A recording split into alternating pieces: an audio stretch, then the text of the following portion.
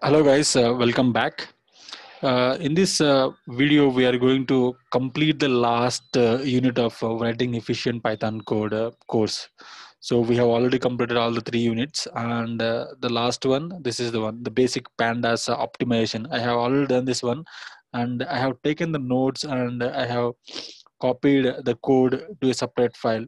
So I will show you each and every exercise, and I will try to explain you guys. Okay, so let's get started. See guys, in this fourth unit, we are going to learn about Pandas optimization. Okay, so this is the first exercise, and in this exercise, we are going to practice iter rules. Okay, rows. So you can take a look at these 4 instructions over here, and I have a solution for 4 of them here. Okay, so basically what we are doing here is this PIT DF is a data frame, and on top of that we are applying this iter rows method. So what it will do is it will give you index value and as well as the row. Okay, we just need to print in this exercise. And moving on to the next one, okay, the next one as well, the same thing, but we are just checking the row, I mean type of the row in this one. Okay, and finally, in case if you don't want to collect them as 2 separate values, and if you want to collect them in a single tuple variable, then we can do that this way. Okay guys, so that is about that. Okay, and here also we are just checking the type of that tuple that we are collecting using this for loop. That's about the first exercise guys. I hope it makes sense to you. And in the next exercise we have run differential with iter rows. Okay, so here also we have total 4 instructions. Okay, and you can read each one of them, and I have the solution for all of them together. Okay, so in the first instruction they just ask us to define this empty list over here, and here if you see, using this iter rows, and from a row, okay, whatever we are collecting from this for loop, right, and from that row we are what is this separating this rs runs code column and storing it in a different variable over here. Similarly for runs allowed. Okay, and finally we are passing these 2 values to a method called calculate run difference. Okay, this is already preloaded into the console. Okay, we need not to worry about it. And after that, finally we will get the runs difference for each row, and we just need to append that to a new one. And finally we will just print out this one. Okay guys, so this is about the second exercise. I hope I made it clear, I mean, by my explanation. If you have any doubts, please do mention in the comment section below. Okay, moving on to the next exercise. Okay, in the next exercise we are going to learn about iter tuples. Okay, in the rows you will get the entire row, okay, along with the index value of it. But here in the iter tuples, okay, so this is a different mechanism. So you will get the output as a single row over here. Okay, so you can take a look at this one, and here you take this one, loop over this data frame with this one, and save each row index near, and so on so forth.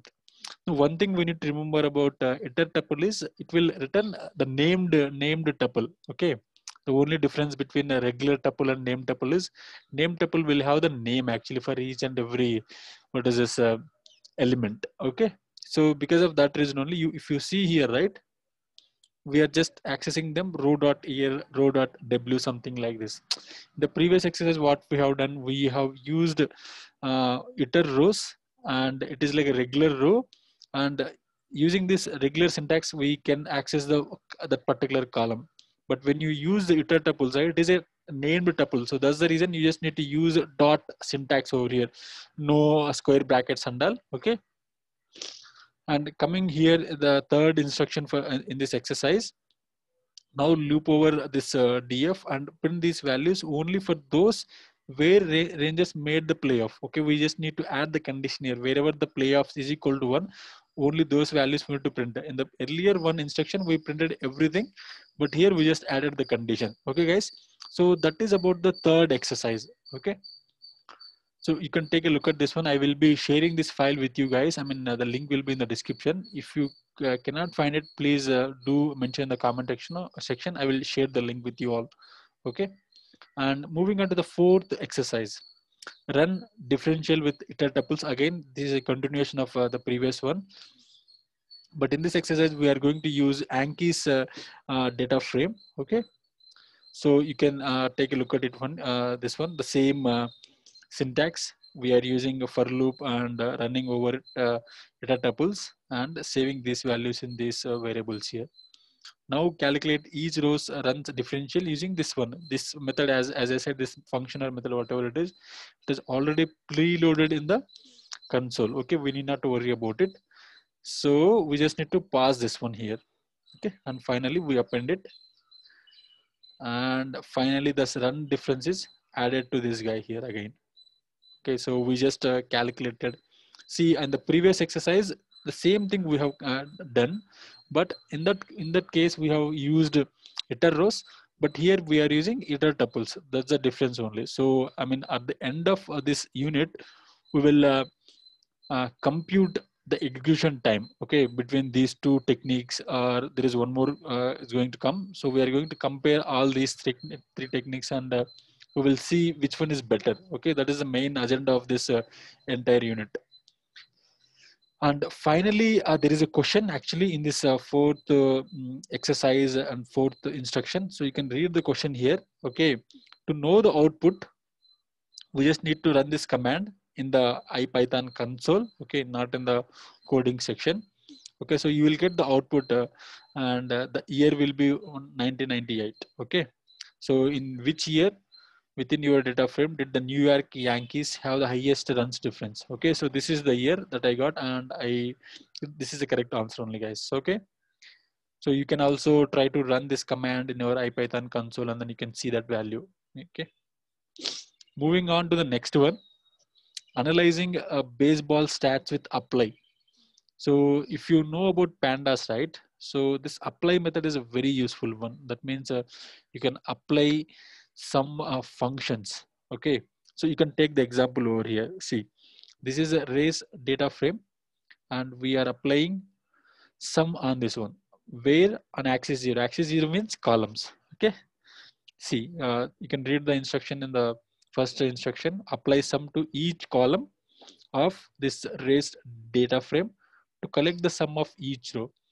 See, to apply anything, okay, anything on the column, in that for the column axis is 0, for row axis is 1. Okay, so this is the syntax for this one. And moving on to this one, here they asked us apply sum to each row of raised df only looking at the rs and ra columns.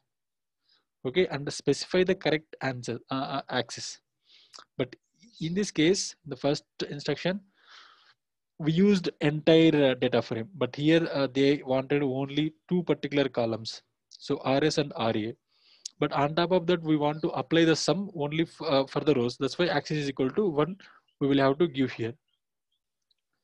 Yeah, that's about that exercise. And moving on to the next one. Okay, so instead of using sum here, so here we are going to use lambda function. In this exercise, only thing is we need to use this text playoff method, so which is already preloaded in the environment. Okay, so using this lambda function, we need to pass this row value to this text playoff method, and we are going to operate on the row here. So that's why axis is equal to 1. So try to understand this logic, guys. Okay, if you have any questions, please do mention in the comment section below. So but anyhow, I will try to explain it here. So this is a data frame, and we are applying what exactly we are trying to apply on this data frame, this particular lambda function. Okay, on where column or row. So since axis is equal to 1, it is on the row. Okay, guys, so that's about this exercise. And moving on to the next one, settle a debate with the apply. See, so in this exercise, we are going to answer a few questions. Let's see this, what exactly we are doing. See, the first question, I mean, instruction, that is print the first 5 rows of this dbags data frame to see what data looks like. So this is what we have. It's a pretty simple one. Create a panda series called win percentage, apply by applying this one. So we have this one. Okay, so in this particular line of code, okay, so we are calculating the win percentage. So if you see lambda row, and this is the function we have already seen in the previous exercises, so which is already loaded in the environment. Okay, so by passing these two values to this one, it will give you the percentage of each and every row. Okay, since axis is equal to 1 here. Okay, and finally in the third one, create a new column in backdf wp and contain win percentage you calculate in the above. So that is what we are doing here. Okay, and finally we just have a condition. When you run this, execute the program, right, and we will be able to answer the question. So which manager was correct in their claim? So this is the correct one. The manager who claimed that the team hasn't made the playoff every year, they have had a win percentage of 0.5 percentage or greater. Okay, so this is the correct answer, guys. So you can execute the program. After execution, you will see the output actually in the console. So maybe you can relate this answer with that one. Okay, so moving on to the next exercise. Okay, seventh one, replacing iloc with the underlying arrays. Okay, so in this one, so you might be knowing about iloc in pandas, right? So after this exercise, I mean, you will be able to replace iloc with the arrays. Okay, so sometimes you don't want to use iloc. Okay, so use a write method to collect underlying, okay, W and G array of baseball DF and pass them directly to this one. Okay, and store the results as a variable called this one. This is the question, and create a new column baseball DF and called WP that contains the win percentage, whatever we calculated in the first step, right? That we have to store it here. So if you see here, right? So this is the way. See, if you directly do this one, right, a baseball DF of W, what it will give you, it will give you a like a data frame or a series, right? But when you say values, it will give you an array. Okay, so here also it's array value. And so finally, this is the method that we have been using in this entire unit. So this guy will give you the percentage for each and every row. Okay, since we pass the list here, so it will give you the list of results here. Okay, and finally we created a new column and just assign it to that guy. Okay, and finally we need to calculate in the third instruction, right? So which approach is faster? Okay, we need to calculate that. So I have just executed this. Okay, something like this, and I got this 636 nanoseconds for this one. So the numpy array approach is faster than the iloc approach. Okay, so previously we have done some iloc approaches, right, that you can execute by copying the code that they have given in the left side, in the description, right? So they have given one example, so you can just copy and you can run something like this only. Percentile time it, shift enter, and you just copy paste that code. If there are any print statement, remove that print and you execute that. But I executed, I mean, I'm showing only for this particular block of code. Okay, and the output is this one, and the answer is also this is the guy. Okay, the numpy array approach is faster than the iloc one. Okay, guys, so coming to the final one, so this is the final exercise in this unit, bringing all together. Okay, so use for loop and iter tuples to predict the win percentage for each row of baseball DF with you can read these questions here. Okay, and you can take a look at this program over here. So here we have like three different approaches. So let me explain one by one. So here what we are doing is we are using the iter tuples method. Okay, iter tuples method, and we are trying to predict the win percentage. Okay, this predict win percentage method is already loaded in the environment. Okay, so this will give you the result. And the same thing, okay, instead of using this entire for loop, what we are doing is we are using this apply method on the data frame, and inside that apply we have a what is this lambda function. So if you carefully notice, so this is the same function we are using here as well, and the values also we are passing the same values here. Okay, and this is one approach. And finally calculate the win percentage predict using the numpy arrays. Okay, so the numpy arrays that we have just seen in the previous exercise, right? So that is the one we are doing it here. Okay, so these are the three approaches for the same problem, so predicting the win percentage for the teams over here. So after doing this one, so the question we need to answer is uh, which one is the faster one, which approach is faster one. Okay, so to execute this program, you just need to use this one, time it, and this, first of all, this block of code first thing, and then this one, this line of code, and this line of code. I have ran for all of them. Okay, I have ran all of them. You can see the results over here for each and everything, and the correct answer is using numpy array, which is a faster approach by using this one. Okay, and you can compare these things here, and then you can tell me which one is the fastest approach here. See, this is the first one. What is this first one? The iter tuples one. What is the time execution? 45 milliseconds. This is 2244 milliseconds, and this is 74 nanoseconds. So this is way faster than remaining two methods. Which is this one? Using this arrays, right? Numpy arrays. Numpy arrays one is the fastest one. So you can submit that, guys. Okay. So that's all about this unit, guys. This is a pretty interesting one. I mean, it will refresh your pandas skills as well. Okay, I hope after completing this one, you will be able to get your certificate as well. So I have something like this. So this is what I got it. Okay, guys. So if you like this video, please do subscribe to our YouTube channel, like our video, and if you want to support my work, maybe you can buy me a coffee, and even you can do some PayPal as well. So I have the links in the description. So with your support, I will be able to produce more such videos. I will see you in the next videos. Till then, take care.